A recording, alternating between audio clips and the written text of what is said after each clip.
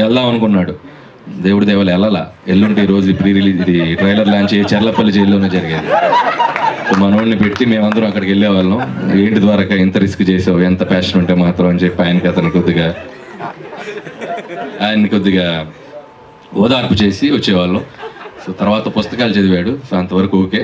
So అలాగే సుధీర్ బాబు ఇందా చెప్తూ దీనికి మేకింగ్ ఎలా తయారు చేయాలో మేకింగ్ బయటకు వదులుతున్నారు, దయచేసి వదలొద్దు.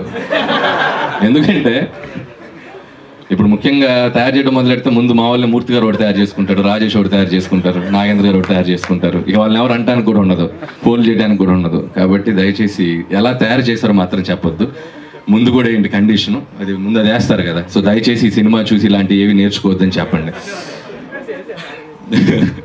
సో అలాగే జోక్స్ అపార్ట్, ద్వారక పనితనం మనం మాట్లాడుకోవచ్చు. ఈ సినిమాలో చాలా షార్ట్స్ కానివ్వండి, ముఖ్యంగా ఎండ్ షాట్ అగ్నిపర్వతం కటౌట్ ముందు సుధీర్ బాబు గారి నుంచునే షాట్ కానివ్వండి, డైలాగ్స్ కానివ్వండి, యుద్ధం ఎవరితోనే చేయొచ్చు, ఆయుధం తయారు చేసేవారితో కాదు అనేది కానీ. ఇప్పుడు ఇందాక సుధీర్ బాబు గారు డైలాగ్ చెప్పారు, ఇంకా చెప్పేదేమో ఇలా చేసేదే.